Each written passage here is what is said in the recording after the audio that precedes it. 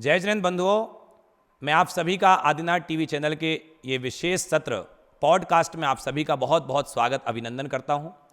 और आज मैं आपको एक ऐसी शख्सियत से रूबरू कराने जा रहा हूं जो वाणी के जादूगर कहे जाते हैं, जो अपनी मुस्कुराहट के लिए जाने जाते हैं। परम पूज्य युग श्रेष्ठ संत श्रोमणी आचार्य भगवान गुरुदेव श्री विद्यासागर जी महाराज के परम प्रभावक शिष्य परम पूज्य ओजस्वी वक्ता मुनिश्री 108 विनम्र सागर जी महाराज। तो आइए सबसे पहले परम पूज्य मुनिश्री के पावन श्री चरणों में हम सभी नमोस्तु निवेद करते हुए उनका आशीष प्राप्त करते हैं। हे गुरुदेव, नमोस्तु नमोस्तु नमोस्तु। बंधुओं, आप जिनको देख रहे हैं, जो हमारे सामने विराजमान हैं, पूज्य गुरुदेव विनम्र सागर जी महाराज, जो एक बड़े ओजस्वी वक्ता है, वाणी के जादूगर कहे जाते हैं, जिनका जन्म मध्य प्रदेश के बुढ़ार नगरी में हुआ। और पूज्य गुरुदेव कभी अमित नाम से जाने जाते थे। पूज्य गुरुदेव के गृहस्थ जीवन के पिता श्री अभय कुमार जी और माता श्री किरण देवी जी, जिनकी कुक्षी से एक ऐसे दिव्य संत ने जन्म लिया। क्या पता था कि वो संत, वो बालक आगे चल कर के इतनी बड़ी राह को पकड़ेगा और स्वयं के साथ दूसरों के मार्ग को प्रशस्त करेगा। ऐसे परम पूज्य मुनिश्री विनम्र सागर जी महाराज, जिनका जन्म तारीख के हिसाब से 15 अगस्त को हुआ और उस दिन विशेष तिथि कृष्ण जन्माष्टमी थी। तो सबसे पहले पूज्य श्री के चरणों में मैं प्रश्न करना चाहता हूँ कि पूज्य गुरुदेव, मैंने सुना है कि कभी किसी संत का जब जन्म होता है तो या तो वो तिथि विशेष होती है या जब जन्म होता वो तिथि को विशेष बना देता है। मैं आपसे पूछना चाहता हूँ कि आपका जब जन्म हुआ, क्योंकि आपके आचरण में देखने को मिलता है कि आपके अंदर राष्ट्रभक्ति भी है और आध्यात्म भी है, तो मुझे लगता है शायद आपका जन्म जन्माष्टमी को हुआ, इसलिए आध्यात्म भी है, और 15 अगस्त था स्वतंत्रता दिवस, तो इसलिए आप राष्ट्र प्रेम की बातें करते हैं। आखिर इसका कारण क्या है? ऐसा तो सामान्य सा मुझे लगता है। यही प्रश्न एक बार मैंने गुरु जी से पूछा कि गुरुदेव, मैं जन्माष्टमी को मेरा जन्म क्यों हुआ? तो आचार्य श्री जी कहते हैं, तुम्हारे हाथ में दोनों चीज़ होनी चाहिए। कृष्ण के हाथ में जैसे समय समय पर मुरली थी और एक समय पर सुदर्शन चक्र। तो एक अच्छे साधक के जीवन में दूसरों को कुछ अच्छा देने के लिए मुरली होनी चाहिए, जिससे वो अपनी मृदु वाणी के माध्यम से दुनिया को बहुत कुछ दे सके, और अपने लिए सुदर्शन चक्र होना चाहिए, जिससे वो अपने कर्मों को काट सके। तो इसका उत्तर मुझे तो खुद नहीं मिला, लेकिन मेरे गुरुदेव ने जो दिया वो उत्तर बहुत लाजवाब था। बहुत बढ़िया गुरुदेव आपने कहा। और मैं तो आपको जब देखता हूँ तो कहीं ना कहीं मुझे ऐसा लगता है कि हर बात को आप पूज्य गुरुदेव से ही जोड़ते हैं, आचार्य भगवान गुरुदेव विद्यासागर जी महाराज। तो मैं ये सोचता हूँ कि आपका इस पद पर बढ़ना, आपने वैराग्य के मार्ग को अंगीकार किया, और आपके गृहस्थ जीवन के चाचा पूज्य मुनिश्री पुष्पदंत सागर जी महाराज थे। तो आपको ये वैराग्य के मार्ग पर बढ़ने की प्रेरणा कैसे मिली और कैसे आप इस मार्ग पर आगे बढ़े? आगम ग्रंथों को बहुत सालों तक टटोलने के बाद समझ में आया कि वैराग्य दिलाने के लिए कोई ग्रंथ नहीं पढ़ना पड़ता। वैराग्य दिलाने वाले के लिए घर के लोग ही काफ़ी होते हैं। घर के लोग घर में ऐसा कमाल करते हैं कि आपको अपने आप घर छोड़ने का भाव हो जाएगा। तो मेरे के जीवन में कोई वैराग्य की बात नहीं थी, बस परिवार में ऐसा कुछ होता था कि मुझे ऐसा लगता था कि यहाँ से अच्छी भी कोई जगह होनी चाहिए। तो वो अच्छी जगह समझ में नहीं आ रही थी, इतने में पूज्य गुरुदेव आ गए और अच्छी जगह मिल गई और जीवन का कल्याण हो गया। पूज्य गुरुदेव आ गए और आपको अच्छी जगह मिल गई। पूज्य आचार्य गुरुदेव विद्यासागर जी महाराज, मैंने आपके ही वचनों में सुना है कि आपने लगभग बहुत लंबा अंतराल गुरु के चरणों में रहकर के गुजारा है। लगभग 20 साल आपने आचार्य भगवान के चरणों में रहकर। तो आपने आचार्य भगवान के चरणों में रहकर के ऐसा क्या प्राप्त किया जो आपको घर में नहीं मिला, आचार्य भगवान के चरणों में मिला? और 20 साल तक लंबा अंतराल आचार्य भगवान के चरणों में, मुझे लगता है शायद आपका ही इतना तीव्र पुण्य होगा, क्योंकि आपने ही कुछ दिन पहले प्रवचनों में कहा कि ऐसे भी साधक हैं जिनको केवल 4 या 5 दिन आचार्य भगवान के चरणों में रहने का मौका मिला। तो आपने ऐसा क्या प्राप्त किया आचार्य श्री से जो आज आप जगह जगह बांट रहे हैं? पहली बात तो ये है कि पूज्य गुरुदेव के पास आने पर मानसिकता बदल गई। पहले जो मैं और मेरा की भावना रहती थी, तो समय सार तो मैंने बाद में पढ़ा, उसमें गाथा बाद में आई, मम एदम एदमहम अहमदि अहकम चकम्ब नो कम्बम जायसा खलु बुद्धि अपड़ी बुद्धि हवदि तावा। लेकिन उसके पहले मुझे गुरु जी के साथ रहते रहते लगा कि वो जो एक संकीर्ण सोच थी कि मैं और मेरा परिवार, मेरे पापा, मेरी मम्मी, जब बाहर निकलते हैं आप किसी गुरु से मिलते हैं तो वो आपका परिवार बड़ा करता है, आपका परिकर बड़ा करता है, आपकी सोचने की सोच बड़ी करता है। तो मैं ऐसा मानता हूँ कि कभी आचार्य जी के पास नहीं आए होते तो सोच बड़ी नहीं होती। आज हम दूसरे के लिए जो करते हैं हम घर में रह कर के नहीं कर सकते थे। बाहर निकलने के बाद, पूज्य गुरुदेव के पास आने के बाद सोच को बड़ा आकार मिला। जब छोटे से मंदिर में घुसते थे तभी लगता था कि बहुत बड़ा है, लेकिन जब बड़े बाबा का मंदिर बना तब लगा कि दिमाग कितना बड़ा होना चाहिए। तो आचार्य जी के पास आने के बाद सबसे पहले तो विजन बदला, पेशेंस लेवल बदला, क्योंकि गुरु जी खुद अपने संग में जब साधुओं को रखते थे तो इतना स्ट्रिक्टली माहौल था कि उनके अनुशासन, ऐसा डिसिप्लिन है, दुनिया जानती है। शाम को 5:45 बजे के बाद वहाँ पे लाइट का कोई प्रयोग नहीं है, किसी भी प्रकार के गृहस्थ आ नहीं सकते हैं। तो एक अनुशासन जीवन शैली सीखने को मिली, एक डिसिप्लिन मिला, अपनी खुद की ताकत पैदा हुई, और सबसे बड़ी बात सेल्फ कॉन्फिडेंस। जो घर में ये लगता था कि तुम्हारे बिना नहीं जी सकते, आज लगता है दुनिया में सबके बिना हम बहुत अच्छे से जी सकते हैं। बहुत सुंदर महाराज जी, आपने बताया कि आपका सोच, आपके सोचने का तरीका बदला। और निश्चित ही मैं एक बात का ज़रूर यहाँ पर जिक्र करूँगा, बंधा जी वो क्षेत्र आज पूरे विश्व पटल पर है, और जब आपने वहाँ पर जाकर के एक बिगुल बजाया, पूरा देश की नज़रें बंधा जी पर थीं। वहाँ भी आप यही कहते थे कि आचार्य भगवान की प्रेरणा से। तो ये जो आपने बंधा जी क्षेत्र में जाकर के भगवान अजितनाथ का दिव्य दरबार लगाया, तो मुझे लगता है वो दिव्य दरबार क्या आज के जैसे और भी बागेश्वर बाबा, धीरेन्द्र कृष्ण शास्त्री, वो भी दरबार लगाते हैं, तो क्या आपका भी ऐसा कुछ दरबार लगता है क्या, या उसके बाद बंद हो गया? अभी भी कोई दरबार दिल्ली में लगेगा क्या आपका? ऐसा कुछ नहीं है। वो जो बंधा जी क्षेत्र है उसी की कीमत है। अजितनाथ जी की, भगवान जी की प्रतिमा आश्चर्यकारी है। और बंधा जी क्षेत्र में तो मैं अभी 2 साल पहले 2024 पे गया। आप YouTube चैनल में बंधा जी का पुराना इतिहास देखिए जो 8 साल पुराना है। उसमें वो बताते हैं कि यहाँ ये नाग देवता का मंदिर है, यहाँ पर झांझर बजने की आवाज़ आती है, घंटे बजने की आवाज़ आती है, रात में दरवाजे खुल जाते हैं। तो इस तरीके की प्रभावना बंधा जी की तो पहले से थी। फिर जब पूज्य गुरुदेव पपोरा में थे तब कुछ लोग आते थे, बोले महाराज बंधा जी भी है, उसका उद्धार होना चाहिए। तो आचार्य जी ने उस पर दृष्टि डाली। आचार्य जी का एक शैली थी, वो सबको मौका देते थे। तो मुझसे पहले उन्होंने पूर्णमती माता जी को मौका दिया, फिर दुर्लभमती जी को दिया, फिर अनंतमती जी को दिया, बिमल सागर जी को मौका दिया, पूज्य गुरुदेव समय सागर जी महाराज जी को मौका दिया।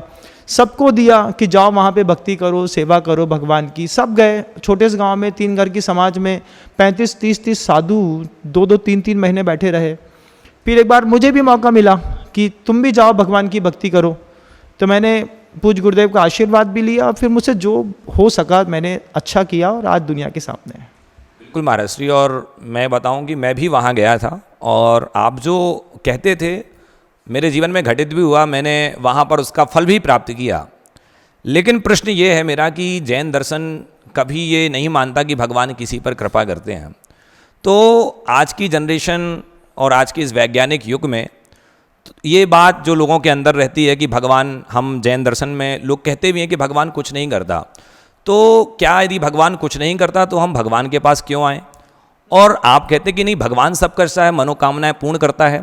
तो जैन दर्शन किस हिसाब से ये कहता है कि भगवान मनोकामनाएं पूर्ण करता है, भगवान के नाम जपने से आपके कष्ट रोग दूर हो जाएंगे? आखिर किस अवधारणा को लेकर के ये जैन दर्शन इस बात को कहता है? देखिए, ऐसा है कि हमारे यहाँ कोई तीर्थंकर बन कर के अगर सिद्धालय में चले जाते हैं तो जाने के बाद वो लौट के नहीं आते। काले कल्प शतेपि च गते शिवानाम न विक्रिया लक्ष्या।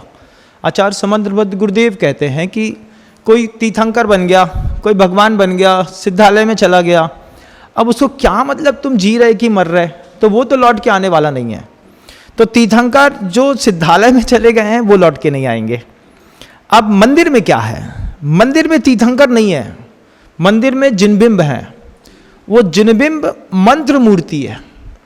उस पे बड़े बड़े तपस्वियों ने तपस्या करके मंत्र की स्थापना करी है। जब हमारे यहाँ पंचकल्याणक होता है तो पूरे शरीर में अंकन न्यास करते हैं, अम लिखते हैं, रम लिखते हैं, री लिखते हैं, रू लिखते हैं, कान में मंत्र फूकते हैं। इसका सबसे जबरदस्त उदाहरण आप देखिए, आचार्य भद्रबाहु स्वामी ने जब अपने नेमगिरी जिंतूर में 5 उपवास करके और प्रतिष्ठा की थी प्रतिमा की, तो ये प्रतिमा अधर में कैसे आई? प्रतिमा अधर में आई मंत्र शक्ति के कारण। तो वो मंत्र शक्ति का प्रभाव, उस विशेष मूर्ति का प्रभाव, और फिर अतिशय किसको कहते हैं? तो आचार्यों की वाणी है कि विशेष क्षेत्र पे, विशेष काल पे, विशेष द्रव्य के सहयोग से जो विशेष घटनाएं घटती हैं उसको अतिशय कहते हैं। तो बन्ना जी में भी अतिशय पूर्णिमा के दिन होता है। विशेष द्रव्य है, विशेष क्षेत्र है, विशेष काल है। काल विशेष पूर्णिमा, क्षेत्र विशेष बन्ना जी, द्रव्य विशेष अजितनाथ जी भगवान जी की मूर्ति। अब इसमें जाकर के विशेष द्रव्य क्षेत्र काल में कोई भक्ति करता है तो उसकी भक्ति को पूर्ति करने के लिए कोई भगवान नहीं आएगा। भक्ति की पूर्ति करने के लिए जो वहाँ पर रक्षित देव हैं, बहुत सारे हैं, उनके पास शापानुग्रह शक्ति है। तो जिसके पास शापानुग्रह शक्ति है, सम्यक दृष्टि देव हैं, आप वहाँ पे गए, आपने भक्ति करी, भक्ति करने के बाद उस देव को लगा कि जिस प्रतिमा की मैं पूजा करता हूँ उसी प्रतिमा की ये भी पूजा करते हैं, इसके जीवन में दुख है तो मैं इसका दुख दूर कर देता हूँ। तो ये जो अनुग्रह का प्रकल्प है ये वास्तव में देव पुनीत है। जो देवो सो अथम धम्मम कामम सुदेहि नाणम च, ये आचार्य कुंद कुंद भगवान ने अष्टपाहुड़ ग्रंथ में लिखा है।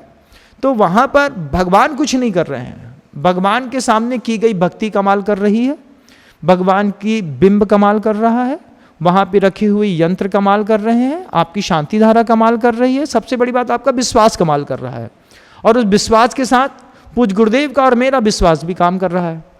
वहाँ पर एक कुम्हार है जो जाति का कुम्हार है, तो मंदिर जी के सामने रहता है, उसको बन्ना जी के अजितनाथ जी भगवान जी का यक्ष आता है। कोई भी महिला बन्ना जी के अजितनाथ जी भगवान जी के मंदिर के अंदर अशुद्ध अवस्था में चली जाए, उसको उसके घर में पता चल जाता है। वो वहाँ से दौड़ता हुआ आएगा, उस महिला को उठा करके बाहर कर देगा। बिल्कुल निर्मल हृदय है उसका, सित्तन करके उसका नाम है। तो कुछ उसका कमाल है, कुछ दैवी शक्तियों का कमाल है, कुछ क्षेत्र का, कुछ भक्ति का, कुछ शांति धारा का, इस प्रकार मिलाकर के क्षेत्र में अतिशय जबरदस्त है। ये बात मैं खुद महसूस करता हूँ, मैंने देखा भी है। बिल्कुल महाराज जी, आपने कहा कि क्षेत्र में शांति धारा या इनसे लोगों के काम भी बने, लेकिन मैं पूछना चाहता हूँ कि आज जो धर्म की परिभाषा है, मैं देखता हूँ कि समाज में बहुत सारे लोग किसी भी चीज़ को लेकर के कहते हैं ये धर्म है, ऐसे करने से धर्म हो रहा है। आप भी, आपका इस बार चातुर्मास इस भोग की नगरी या ये कहें मायावी नगरी कहा जाता है दिल्ली को, आपका हुआ है। तो मैं पूछना चाहता हूँ कि दिल्ली वालों को समय भी नहीं रहता है, तो दिल्ली वालों के लिए धर्म की परिभाषा क्या अलग है? केवल वो चाहते तो हैं हम धर्म करना, लेकिन वो धर्म के लिए केवल ये चाहते हैं कि हमारा पैसा ले लिया जाए, लेकिन हमें समय देने का बिल्कुल भी उनके पास टाइम नहीं है। तो आखिर सच्चा धर्म क्या कहता है? सच्चे धर्म की परिभाषा क्या है? सच्चा धर्म है non violence life. Non violence क्या है? आप अपने ऑफिस में हैं, आप तय करें हम वायलेंस नहीं करेंगे, वाइस वायलेंस नहीं करेंगे, मेंटल वायलेंस नहीं करेंगे, फिजिकल वायलेंस नहीं करेंगे। तो नॉन वायलेंस लाइफ आप अपने ऑफिस सेक्टर में, आप अपनी दुकान में हैं, आप तय करें कि हम चोरी नहीं करेंगे। 200 रुपये की चीज़ है 240 की बेचते हैं, अच्छी बात है। 200 रुपये की चीज़ 400 रुपये बेच करके लूट रहे हैं, ये गलत है। तो धर्म जो है वो मंदिर में नहीं है। ये नहीं सोचिएगा कि मंदिर में आके पूजा करी तो धर्मात्मा है। जिस फील्ड में आप रह रहे हैं, जहाँ आपका 23 घंटे गुजर रहा है, वहाँ पर आप अहिंसा के कितने प्रयोग करते हैं, सत्य के कितने प्रयोग करते हैं, आचौर्य के कितने प्रयोग करते हैं। जब आप किसी जनरल स्टोर को चला रहे होते हैं और जब लगातार आपके पास जवान बेटियां आ रही होती हैं, उस वक्त आपका जो ब्रह्मचर्य का प्रयोग रहता है, इसको धर्म कहते हैं। तो ये मंदिर में आने वाली तो क्रियात्मक धर्म है, लेकिन जो 23 घंटे हम बाजार में रह कर के अपने को नॉन वायलेंस शो कर रहे हैं, शो भी नहीं कर रहे हैं, हम उसमें जी रहे हैं, इसको धर्मात्मा कहते हैं। और ऐसे धर्मात्मा दिल्ली में बहुत मिल जाएंगे। बहुत सुंदर आपने जो बताया कि केवल मंदिर में ही धर्म नहीं, 24 घंटे हम धर्म कर सकते हैं। और वास्तव में धर्म तो यही है कि जो हमारे जीवन में उतर जाए। गुरुदेव, मेरा एक और प्रश्न है कि आज चातुर्मास की ये घड़ी प्रारंभ होने वाली है और इतने बृहद बृहद आयोजन होते हैं, उसमें खर्च भी बहुत करोड़ों में खर्च होता है।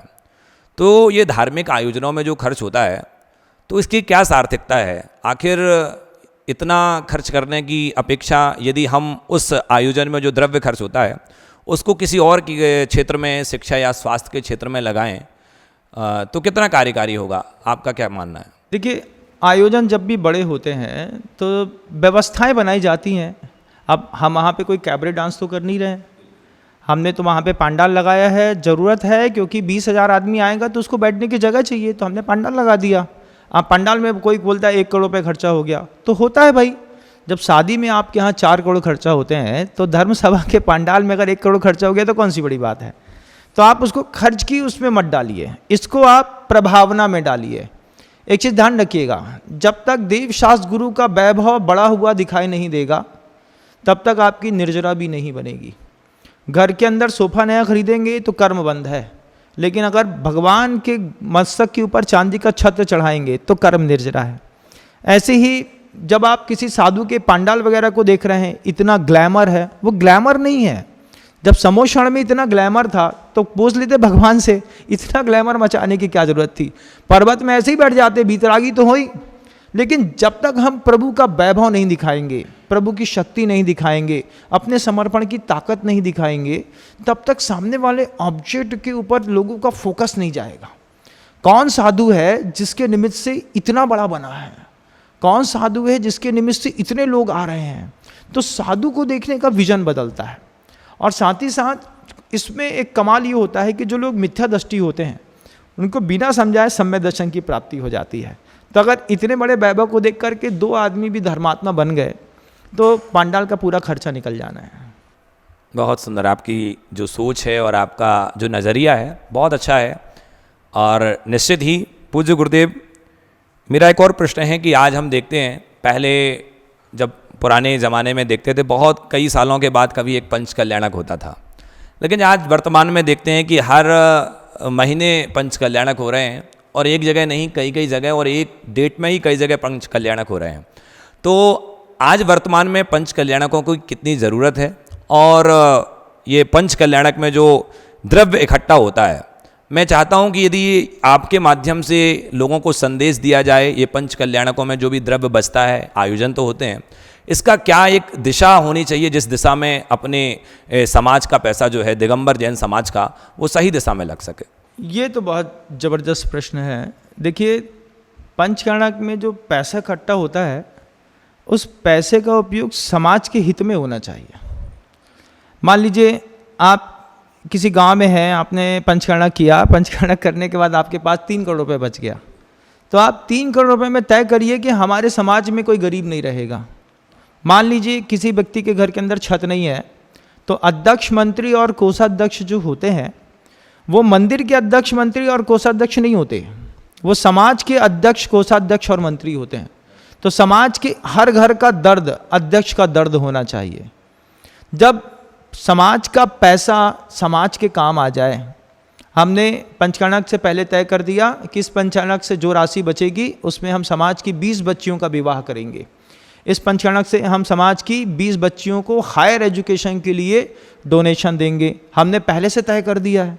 अब पहले से तय कर देने पर जो समाज का गरीब तबका है, जो आपको अपने आप को गरीब बोलेगा नहीं और आपसे पैसा लेगा भी नहीं, उस तक हम अपनी मदद पहुंचाएंगे तो हमारी समाज डेवलप होगी। नए तरीके से काम ला करके खड़ा करेंगे और साथ ही साथ चैरिटी के काम भी करेंगे। आज आप देखिए कि डायलिसिस सेंटर की बहुत ज़रूरत है। अगर मान लीजिए हर धर्मशाला में 2 बेड का भी डायलिसिस सेंटर है, तो एक मोहल्ले में अगर एक मंदिर है, पैसा बचा है और 20 लाख रुपए, 40 लाख रुपए लगा के डायलिसिस सेंटर के आप बेड डालते हैं, तो जितने भी जैन और अजैन हैं आप सबको उसके निमित्त से अहिंसक बना पाएंगे। एक मांस खाने वाला व्यक्ति वहाँ डायलिसिस कराने के लिए आया, आपने कहा जब तक आप मांस शराब नहीं छोड़ेंगे तब तक यहाँ पे डायलिसिस नहीं हो सकता। तो आपके निमित्त से कितने जीव बचने वाले हैं इसका कोई भरोसा नहीं। तो पैसे का इस तरीके से उपयोग किया जाता है। कई लोग की आदत है कि पैसा आ गया तो उसको बैंक में डाल दिया। मंदिर का पैसा बैंक में मत डालो, मंदिर का पैसा जितना आया है उसको पूरा खर्चा कर दो। तुम खर्चा कर दोगे तो जितना खर्चा किया है उतना और आ जाएगा, और बैंक में पड़ा रहेगा तो झगड़ा मचाएगा। हमने ऐसे भी समाजें देखी है कि कोषाध्यक्ष हैं, उनने अध्यक्ष को 50 पैसा में पूरा मंदिर का पैसा ब्याज में दे दिया। अब बैंक से लेते तो 1 रुपये में लेते हैं, मंदिर का पैसा था घर के घर में लगा हुआ है, वो 3 करोड़ रुपए अपनी दुकान चला रहा है, मंदिर को 1.5 लाख रुपए महीना दे रहा है। तो ये गलत तरीका है। आप मंदिर के द्रव्य को बैंक में ना रखें, उसका सामाजिक हित में प्रयोग करें। डायलिसिस सेंटर खोलें, अपने मोहल्ले में आप विद्यालय खोल सकते हैं, विद्यालय खोलें। और एक बहुत अच्छा काम ये भी करें, अभी मैं पीछे देख करके आया, एक मतलब मस्जिद थी, मस्जिद में उन्होंने ई लाइब्रेरी बना दी। उससे मुझे समझ में आया कि जो जैन समाज की धर्मशालाएं हैं, बड़ी बड़ी हैं, साधु आते नहीं हैं, जाते नहीं हैं, तो वहाँ पर हाई स्पीड का वाईफाई दीजिए, बढ़िया वेल फर्नीचर बनाइए और ई लाइब्रेरी बना दीजिए। तो घर के जितने बच्चे घर में नहीं पढ़ पा रहे हैं, वो धर्मशाला में आएंगे, अपनी चेयर लेंगे, अपना बॉक्स लेंगे, अपना कंप्यूटर लेंगे, वाईफाई लेंगे, वहीं पे बैठ कर के शांति से सुबह से लेकर शाम तक पढ़ेंगे और घर जाएंगे। तो धर्मशालाओं का सही उपयोग भी होगा और हमारी जनरेशन डेवलप होगी। पैसे का अगर ये कमाल हर मोहल्ले में हुआ तो बहुत गजब की बात होगी। बहुत सुंदर महाराष्ट्र आपने जो बात कही है, और निश्चित ही ये पूरे समाज के लिए बहुत अनुकरणीय है। और मैं यही अपेक्षा कर रहा था कि शायद आपके मुखारविंद से, आप जैसे संतों के मुखारविंद से यदि समाज के हित में ऐसे कार्य करे जाएं, क्योंकि हमारी समाज का जो पैसा है, पैसा तो बहुत है, लेकिन उसको सही दिशा में लगाने का कार्य आप जैसे संत ही कर सकते हैं। लेकिन महाराज जी, कई बार एक लोगों की धारणा या कई लोगों के द्वारा कहा जाता है, सुना जाता है, वो मैं आपसे बोल रहा हूँ। लोग कहते हैं कि जो महाराष्ट्री हैं आजकल केवल पैसा वालों को अपने निकट रखते हैं, केवल उनको ही आशीर्वाद देते हैं। तो आपका मानना क्या है, क्या महाराज जी लोग केवल पैसे वालों के होते हैं? तो क्या पैसे वाले ही महाराज जी के निकट जा सकते हैं? ये बात आपने सुनी है कि महसूस भी करी है? महसूस करी है। और लेकिन मेरा नज़रिया तो कुछ और है, लोगों से हट करके। मैं लोगों की ओर से आपसे प्रश्न करना चाहता हूँ कि आखिर महाराष्ट्री लोगों का इसमें मानना क्या होता है, क्यों उनको निकटता दी जाती है? इसका थोड़ा सा आप क्लियर करेंगे तो समाज की हो सकता है लोगों की धारणा बदले। बहुत अच्छा प्रश्न है। देखिए, जब कभी भी आपको ऐसा लगता है कि कोई मुनिराज पैसे वाले को बहुत ज़्यादा प्रेफरेंस दे रहे हैं, तो ये आपका विजन है। मैं पैसे के त्याग करने वाले को बहुत ज़्यादा प्रेफरेंस दे रहा हूँ। आपको दिखता है खरबपति और हमको दिखता है कि उस खरबपति ने 2 करोड़ रुपए दान दिए। तो जिसने 2 करोड़ रुपए का त्याग किया है, एक त्यागी अगर एक त्यागी को सम्मान नहीं दे तो किसको दे? भोगी को दे? किसके पास जाएं? जिसने 2 करोड़ रुपए त्याग कर दिए, महाराज धर्म के निमित्त से मैं 2 करोड़ रुपए का त्याग करता हूँ, हम उसके आहार करने जाएंगे, हम उसके बगल में बैठाएंगे, हम उसको फोटो खिंचाएंगे, हम उसका सम्मान करेंगे। अब सामने वाले का विजन है और पैसे वालों का खेल है। पैसे वाले का खेल नहीं है, उससे बड़े पैसे वाले नीचे बैठे हैं, नीचे चुपचाप बैठे हैं, देख रहे हैं। मंच में वो व्यक्ति आया है जिसने धन का त्याग किया है, ना कि जो धनवान है। धनवान आदमी नीचे बैठता है, त्याग करने वाला त्यागी के मंच में चढ़ेगा, त्यागी उसकी प्रभावना करेगा। जैन शासन के लिए जो कंधा लगा रहा है उसको ऊंचा ना उठाएं, आपको ऊपर उठाएं। आप में कौन है आप? क्यों ऊपर उठाएं? क्या क्वालिटी है? हम दान तो नहीं देंगे लेकिन हमारी इज्जत करो। जब त्यागी का मंच है तो त्यागी के माँ सामने त्यागी वाली भाषा बोलो, तो त्यागी को भी आनंद आएगा, तुमको भी आनंद आएगा। तो मेरे मंच में या किसी भी बड़े साधु के मंच में धन के त्यागियों की जय जयकार है, ना कि धनवानों की जय जयकार है। कई करोड़पति नीचे बैठे रहते हैं, ना हम उनकी तरफ देखते हैं ना आते हैं। और दूसरी बात, मैं तो किसी के घर जाता नहीं हूँ। जिसको धन के त्याग की भावना होती वो हमारे कमरे तक आता है। कभी देखा किसी साधु को, बड़े पैसे वाले को, किसी के घर में जाकर के उसने पैसे की बात करी हो? उसका पुण्य होता है, वो घूम फिर करके हमारे दरवाजे तक आएगा, नीचे बैठेगा, चांदी का श्रीफल चढ़ाएगा, महाराज महाराज महाराज।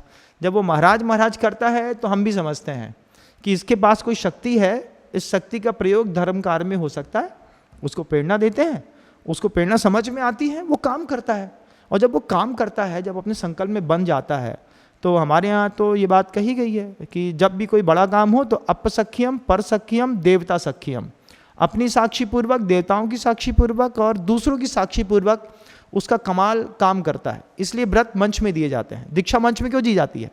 किसको दीक्षा मैंने दी है, अब उसके अंदर इतनी दहशत है कि लाख लोगों के बीच में दीक्षा ली है, मैं पाप नहीं करूँगा। तब जिसने त्याग किया है उसको मैंने मंच में लाके सम्मान किया। अब उसको समझ में आ रहा है 30,000 लोगों के बीच में मेरा सम्मान हुआ है, मुझे ये काम करना है। और एक बार कोई दान के समुद्र में कूदता है ना, फिर उसको कूदने में मज़ा आता है। ये किसी ने एक बार 2 करोड़ दे दिया तो अगली बार फिर 2 करोड़ देने आएगा। तो मेरे मंच में या किसी भी बड़े मंच में त्यागी का सम्मान है, किसी धनवान का कोई सम्मान नहीं। बहुत सुंदर आपने जो बात कही है, और निश्चित ही आपने जो बात सम्मान की कही, ये बहुत अच्छी बात लगी। आपने कहा कि सम्मान करने से पूरे लोगों को पता चलता है और उसके अंदर एक उत्तरदायित्व का एक बोझ हो जाता है। तो एक बात जरूर है कि कभी सम्मान को सम्मान ना माने, सम्मान के पीछे आपके उत्तरदायित्वों का आपको बोध कराया जाता है कि आपको वो प्रोत्साहन है, उत्तरदायित्व है। आपको यदि कई बार ऐसा भी होता है महाराष्ट्री कि मुनियों के द्वारा किसी सामान्य श्रावक को भी बहुत अतिसंयुक्ति के साथ बोला जाता है, तो मुझे लगता है शायद उसके पीछे का कारण यही है कि जब हम उसको बड़ा बोलेंगे तो वो बड़ा बनने का काम भी करेगा। गुरुदेव, मेरा प्रश्न एक और है कि आपका इस वर्ष का चातुर्मास राजधानी दिल्ली में होने जा रहा है और संभावित प्रथम बार आपका पदार्पण इस दिल्ली महानगरी में हुआ है, और आपने अभी मैंने कुछ दिन पहले सुना कि आपका ये चातुर्मास है, इस चातुर्मास का नाम है युग परिवर्तन चातुर्मास। तो मैं पूछना चाह रहा हूँ, ऐसा क्या दिल्ली में युग का परिवर्तन होने वाला है इस चातुर्मास में, जो युग परिवर्तन चातुर्मास का जो अर्थ है उसको उद्घाटित करेगा? युग परिवर्तन चातुर्मास गर्भस्थ है। जब ये गर्भ से बाहर आएगा दीपावली के बाद या फिर 1-2 महीने और लग सकता है, तब एक ऐसी सुखद खबर अहिंसा संबंधी पूरे देश को सुनने मिलेगी। हो सकता है हम कोई बड़े वायलेंस को बड़े स्तर पर हमेशा के लिए भारत से बंद कर दें। अगर वो वायलेंस बंद हो गया तो लाखों जीवों की रक्षा होगी।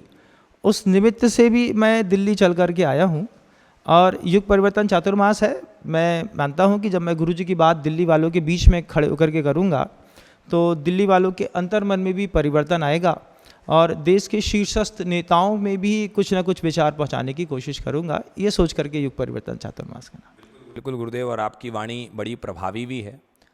मैं एक और प्रश्न आपके सामने करना चाहता हूँ कि आपको जब देखता हूँ तो आपका चेहरा हमेशा मुस्कुराता रहता है, जबकि इस दिल्ली में या दिल्ली क्या पूरे देश में जब मैं आज के युवाओं को देखता हूँ तो कहीं ना कहीं डिप्रेशन, एंजाइटी आदि समस्याओं से, मानसिक रोग से ग्रसित हैं। लेकिन आप तो इतने बड़े बड़े कार्य करते हैं और इतने सारे लोगों से घिरे रहते हैं, उसके बाद भी आप अपने में कैसे रह पाते हैं और हमेशा आपके चेहरे पर मुस्कुराहट? कभी मैंने आपको गुस्सा करते हुए नहीं देखा, कभी किसी को चिल्लाते हुए नहीं देखा। अर्थात आपकी जो विनम्र वाणी है, इसका राज क्या है? तो मेरे गुरु का कमाल है। मैं गुरुजी के साथ 20 साल रहा। मैं गुरुजी को पहले उनको सुनता था, फिर बाद में मैं उनको पढ़ने लगा। तो मैं गुरुजी को देखता था, गुरुजी हमेशा मुस्कुराते रहते थे, कितना भी प्रतिकूल वातावरण हो, अचार से ऐसा सिर हिलाते थे, मुस्कुराते रहते थे। तो फिर मैंने वो महसूस किया कि जो काम मुस्कुराने से होता है वो सीरियस होने से नहीं होता। और मोक्ष मार्ग में हर आदमी तो उदास है, वो साधु को भी उदास देखेगा तो फिर अपनी उदासी कहाँ मिटाएगा। तो कोई उदास व्यक्ति आता है तो मैं मुस्कुरा देता हूँ, मुझको देख के वो मुस्कुरा देता है। आचार्य जी ने कहा था तुम किसी को देख के मुस्कुराओ, मुस्कुराने से क्या होगा, उसको अच्छा चेहरा दिखेगा, तुमको बेकार, तो उसको तो फीलिंग अच्छी आएगी ना। तो सामने वाले को फील कराने के लिए भी मुस्कुराते हैं और इससे सामने वाले को भी संतुष्टि मिलती है। और ये एक शैली भी है, हर बात जबान से नहीं कही जाती, कुछ मुस्कुरा करके भी काम कमाल कर लिया जाता है। तो मैं आधे काम तो मुस्कुरा के कर लेता हूँ। तो युवा जो है अपनी मुस्कुराहट को बरकरार कैसे उसको एंग्जाइटी बहुत है, उसको टेंशन है कि मेरी लाइफ में क्या होगा, मुझे क्या करना चाहिए, उसको इनसिक्योरिटी है। मुझे इनसिक्योरिटी नहीं है।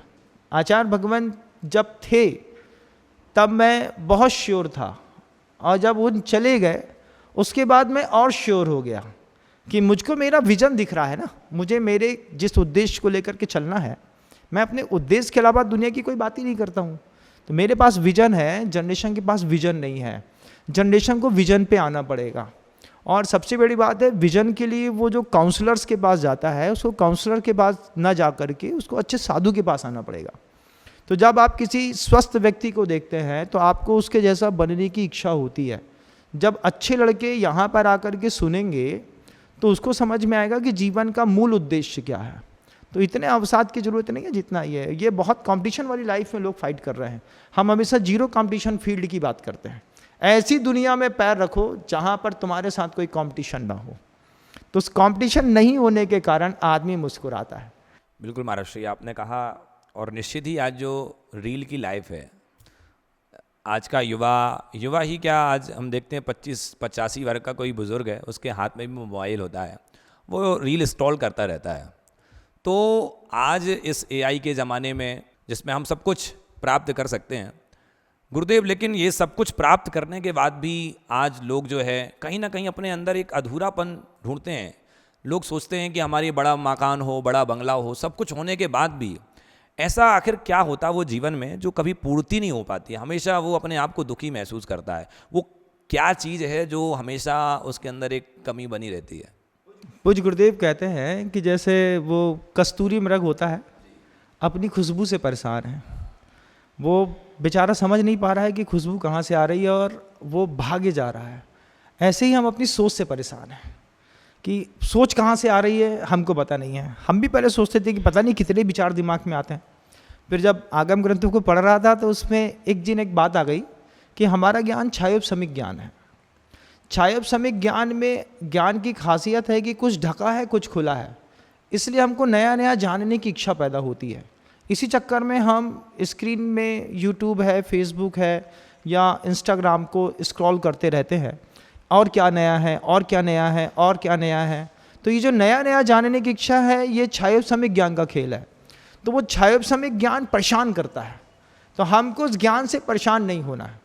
कभी भी कोई भी मोबाइल है, अगर मान लो किसी को बहुत एडिक्शन है तो उसको एक बार पीछे का पूरा खोल करके उसको दिखा दो और उससे बोलो देखो इसमें बैटरी लगी है, इसमें CC++ के कुछ मैकेनिज्म बने हुए हैं, इसमें कुछ और दूसरे पॉइंट बने हुए हैं, इसके अलावा इसमें कुछ नहीं है जो दिन भर इसको चाटते रहते हो। उल्टा करके चाटो। एक बार समझाएंगे तो उसका तिलिस्म टूट जाएगा। तो तिलिस्म तोड़ने के लिए छायोपशमिक ज्ञान को नॉर्मल और सामान्य करने की ज़रूरत है। कई लोग नहीं कर पाते हैं तो कस्तूरी मृग के जैसे भटकते रहते हैं। बहुत सुंदर।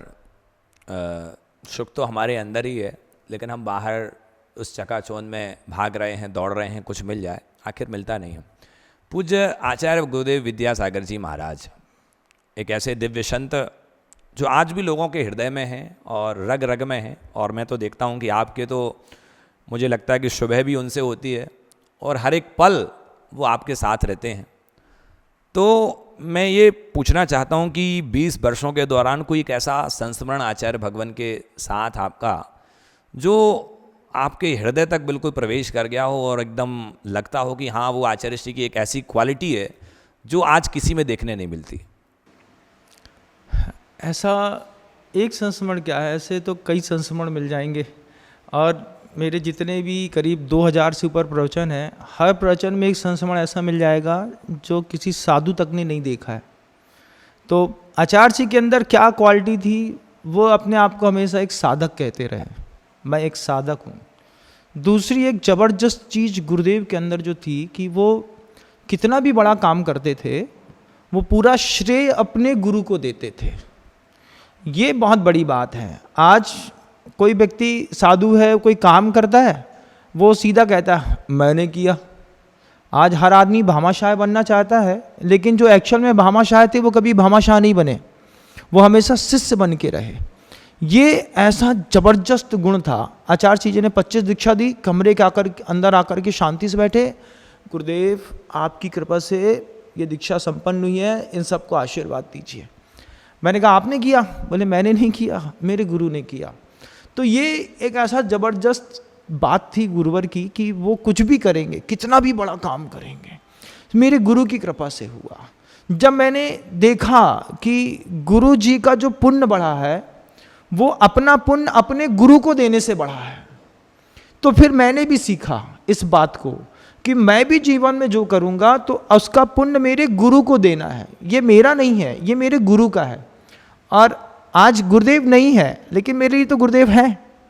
वो कोई है, कुछ ऐसी चीज़ है जो अंदर है और सामने भी है। गुरुदेव समय सागर जी महाराज, ऐसी कौन सी बात है जो गुरुदेव में ना हो और गुरुदेव में ना हो? उनकी हर बात पूज्य गुरुदेव समय सागर जी महाराज जी में है। वही चर्या है, वही सोच है, वही आगम को लेकर के सटीकता है, वही बारीकी है, वही दया है। निश्चित ही।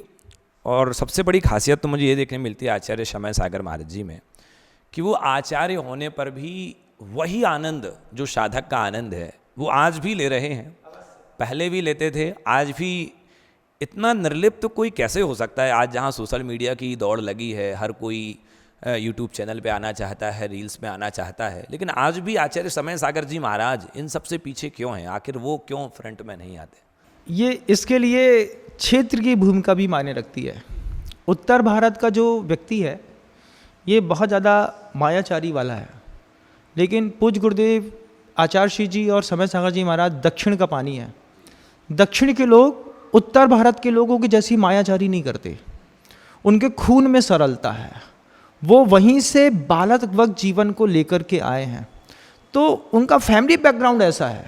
हमारा फैमिली बैकग्राउंड झूठ वालों का है, हमारे घर में चोरी चमारी की बातें होती थी, उनके घर में शास्त्र पढ़े जाते थे। तो जब किसी के फैमिली बैकग्राउंड में आपको धर्म दिया गया हो तो फिर आप हमेशा सरल रहते हैं।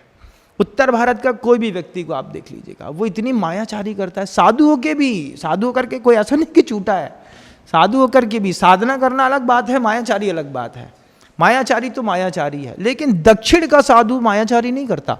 अभी आचार्य वर्धमान सागर जी को देख लीजिए, वो अभी नए विद्यासागर जी महाराज जी को देख लीजिए, दक्षिण में रहने वाले किसी भी साधु को देखोगे वो तुमको हमेशा सरल दिखेगा। उत्तर वाले किसी साधु को देखोगे तो उसको पढ़ना पड़ेगा, ये रहस्यमय है, ये तिलिस्म है। दक्षिण में तिलिस्म नहीं है, हमारे यहाँ तिलिस्म है। उत्तर भारत का कोई साधु आएगा, सोचेंगे अरे यार पता नहीं क्या है इसके मन में, क्या चल रहा है क्या नहीं चल रहा है। लेकिन दक्षिण का साधु है ना, तो मन में होए सो बचन उचरिए। यहाँ पे मन में कछु है और वचन में कछु है, ये फर्क है। इस फर्क के कारण हम साधु होने के बाद भी साधु पने का आनंद नहीं ले पा रहे। और वो दक्षिण से सरलता का पानी के साथ आए हैं, किसान के बच्चे हैं, उनने मेहनत करी है, उनने मेहनत के साथ साथ पुरुषार्थ किया है, गरीबी देखी है, और गरीबी देख करके जो फेम पे चढ़े हैं, तो आज भी वो अपने बैकग्राउंड को नहीं भूले। आचार्य जी कहते थे हमसे, हमेशा सबसे कहते थे, गुरु जी अपना अतीत कभी मत भूलना। तो हम लोग अपना अतीत नहीं भूले हैं, तो जो अतीत नहीं भूला है वो सरल है। जो दक्षिण का पानी उत्तर के पानी से बहुत मीठा है, मैं खुद अपने आप में महसूस करता हूँ। मैं जब खुद साधुओं के बाद ही बात कह रहा हूँ कि उत्तर के पानी में मायाचारी ज़्यादा है, उसमें मैं भी शामिल हूँ, ऐसा नहीं कि मैं नहीं हूँ, मैं भी शामिल हूँ। लेकिन मेरे गुरुदेव बिल्कुल स्फटिक मणि के जैसे निर्मल है, इस बात को मैं पूरी दुनिया के सामने डंका बजा के कह सकता हूँ। बिल्कुल, आपने कहा कि आचार्य गुरुदेव विद्यासागर जी महाराज दक्षिण भारत से थे, और दक्षिण भारत का जो पानी है बड़ा मीठा है और वहाँ छल कपट नहीं है। आज मैं वर्तमान के दौर में देखता हूँ कि साधु लगातार बढ़ रहे हैं, दीक्षाएं भी बहुत जल्दी जल्दी हो रही हैं। तो मैं आपसे पूछना चाहता हूँ कि क्या इतनी जल्दी वैराग्य आ सकता है? कहीं ऐसा तो नहीं कि हम राग के चक्कर में या किसी साधु से हमें जुड़ाव हो गया तो उन्होंने जैसा कहा हमने कर लिया? क्योंकि बहुत सारे ऐसे प्रसंग आते हैं, दीक्षाएं ले लेते हैं, लेकिन संत बनना तो सरल है, लेकिन संत बने रहना ये बड़ा कठिन लगता है। तो आपका मानना क्या है, आज के इस दौर में वैराग्य विरक्ति से हो रहा है या राग के वशीभूत हो? बहुत अच्छा, ये देखिए आचार्य जी कहते थे कि धर्म जो होता है पहले काया में होता है, काया के बाद फिर वचन में होता है, फिर बाद में मन में होता है। तो हम पहले उसको काया का साधु बना रहे हैं। काया का साधु बने बने अगर उसका 2-5 साल निकल गया तो 2-5 सालों में वो फिर वचनों का साधु बनेगा, फिर 2-5 साल और निकल गया, 10-15 साल निकलने के बाद वो मन से साधु बनेगा। पहले दिन की समाई हो सकता है उसकी संकलेश वाली हो, लेकिन एक दिन उसकी ऐसी समाइक होगी जो उसकी कर्म निद्रा में निमित्त बनती है। तो साधु अगर जल्दी जल्दी बन रहे हैं तो इसमें कोई आश्चर्य की बात नहीं है। कोई बच्चा है साइकिल चलाना सीखना चाह रहा है तो हम साइकिल सिखाते हैं, साइकिल चलाना सिखा दी, किसी ने भी सिखा दी, भाई तू साइकिल चलाना सीख ले। अब उसको पद देना गुरुओं का काम है, उसका गुणस्थान बनाना उसका काम है, तो उसको सिखाएंगे। तो पहले काया का धर्मात्मा बनेगा, उसके बाद वचनों का बनेगा, बाद में मन का बनेगा। तो इसमें लंबी दूरी तय करने में वक्त तो लगता है। बहुत सुंदर, और लगभग हम अंतिम चरण में हैं। गुरुदेव, इस बार आप इस दिल्ली में मैंने देखा कि आपकी वाणी जब कहीं खिरती है तो निश्चित ही लोगों के भाव उमड़ते हैं और वो बहुत दान करते हैं। और चाहे बंधा जी हों, चाहे जहाँ जहाँ भी आप गए, दान दातारों की भीड़ लगती है। आप के माध्यम से मैंने सुना है कि विद्योदय गुरु मंदिर का निर्माण हो रहा है, विद्या सागरोदय। तो मैं ये पूछना चाहता हूँ कि जो आप ये द्रव्य का कलेक्शन हो रहा है, तो आखिर और भी कोई प्रोजेक्ट हैं या और भी कोई प्रकल्प हैं जिनमें ये लगेगा, आखिर आपका ये जो विद्या सागरोदय बनने वाला है, आखिर इसका क्या प्रारूप है, क्या बनने वाला है उसमें ऐसा विषय? इसके पूरा एक वॉक थ्रू बना हुआ है, वीडियो क्लिपिंग है, करीब 150 करोड़ रुपए का वो प्रोजेक्ट है, जिसमें हम आचार्य जी का पूरा समाधि केंद्र की छतरी बनाएंगे। छतरी कैसी बनेगी? तो जैसे आपने बड़े बाबा जी के आगे का गुण मंडप देखा होगा, इसी स्तर का पूरा 108 फीट बाई 108 फीट की डाइस एरिया में उसी स्तर से पिलर के साथ, कार्विंग के साथ छतरी बनेगी। और छतरी में आचार्य जी का जीवन व्रत होगा, गणपोषण काल होगा, दीक्षा काल होगा, शिक्षा काल होगा, आत्मार्थिक काल होगा, संलेखना होगी, दीक्षा लेने वाले साधुओं की संख्या होगी, वे दृश्य होंगे जो लोगों ने देखे हैं। तो हम एक ऐसा ऐतिहासिक एविडेंस तैयार कर रहे हैं कि कल को हम ना रहें, कल को आप ना रहें, दान देने वाला दानदाता ना रहे, उसके बाद भी धर्म सुरक्षित रहे। क्योंकि कई चीज़ें पुस्तकों से निकल करके दुनिया में फैलती हैं, कई चीज़ें पत्थरों से निकल करके दुनिया में फैलती हैं। तो वो पूरा पाषाण का बना रहे हैं, पीले पाषाण, चूँकि गुरु जी को प्रिय था, इसलिए वो पीले पाषाण के साथ, कार्विंग के साथ हम एक इतिहास लिख रहे हैं। और इसमें सिर्फ आचार्य जी से जुड़े हुए लोगों का पैसा है, जो गुरु जी को समझते हैं, जो गुरु जी के प्रति भक्ति करते हैं, सिर्फ उनका पैसा लगता है। यहाँ पे किसी चोर चमार का पैसा नहीं है, किसी का कोई ज़बरदस्ती पैसा नहीं है। किसी ने कोई कमिटमेंट किया, कमिटमेंट करने के बाद उसने कहा कि हम नहीं कर पाएंगे, तो उसको इजी कोई बात नहीं, जो नहीं कर पाएगा तो कोई दूसरा करेगा। हाँ, एक गोल्डन बुक जरूर बन रही है, वो गोल्डन बुक होगी, बहुत बड़ी होगी। उसमें आचार्य जी के समाधि केंद्र से दान दे करके जुड़ने वाले लोगों के नाम होंगे, और उसकी एक छोटी सी समरी बुक होगी। जो दानदाता ने दान दिया है वो उसके घर में उसको दी जाएगी।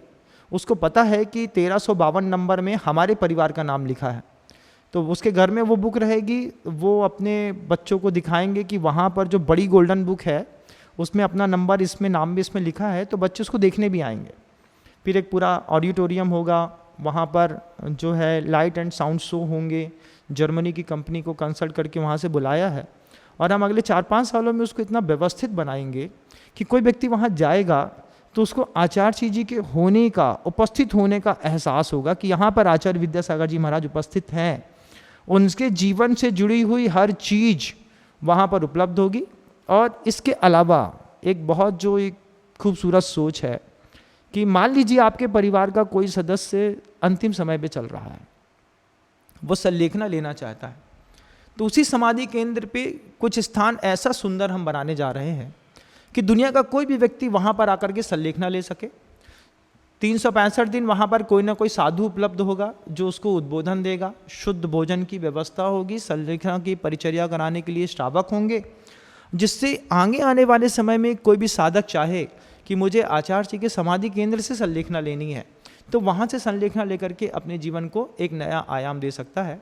एक बहुत ऊंची सोच है और बड़े बड़े गुरुओं की सोच है। उसमें मैं थोड़ा सा मेहनत करके ऐसा लगता है कि जब मैं गुरु जी की बात करता हूँ तो मुझे लगता है मैं अपने पाप काट रहा हूँ। तो मैं आचार्य जी की बात करके लोगों को जोड़ करके सिर्फ अपना पाप काट रहा हूँ, मैं ऐसा मानता हूँ।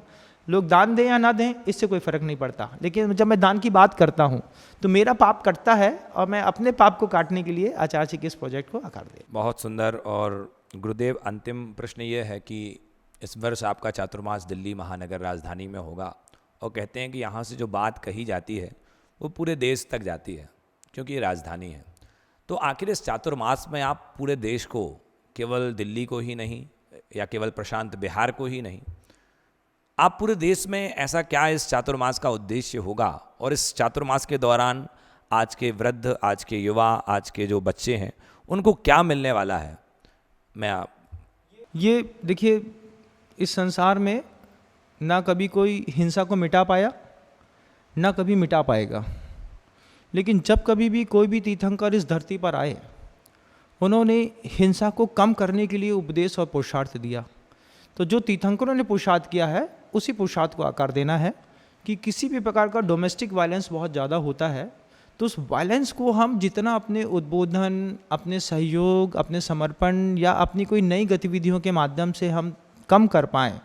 महावीर भगवान जब हिंसा बहुत ज़्यादा थी तो उस धरती पर आए, 72 साल तक उनने प्रभावना करी, वो भी चले गए। हिंसा आज भी ख़त्म नहीं हुई, हिंसा तो चल रही है, लेकिन हम हिंसा को जितना कम कर पाए, ये हमारे जीवन का सौभाग्य है और उसी में मैं भी काम करूँ। पूज्य गुरुदेव, आपके साथ जो आज संवाद हुआ निश्चित ही बहुत सुंदर था। ये आदिनाथ टीवी चैनल जो आज वर्तमान में पूरे देश में जनशासन की प्रभावना कर रही है, आप क्या कहना चाहेंगे आदिनाथ टीवी चैनल के लिए? क्योंकि इसमें जो जितने भी लोग जुड़े हुए हैं, इस पूरी टीम में जो सहयोगी हैं, निश्चित ही बहुत मेहनत करते हैं और आज सोशल मीडिया का युग है और ये आदिनाथ टीवी चैनल भी एक बहुत बड़ा माध्यम है। तो आप आदिनाथ टीवी चैनल के लिए क्या कहना चाहेंगे? ये चैनल वास्तव में धर्म की प्रभावना के लिए खड़ा हुआ है।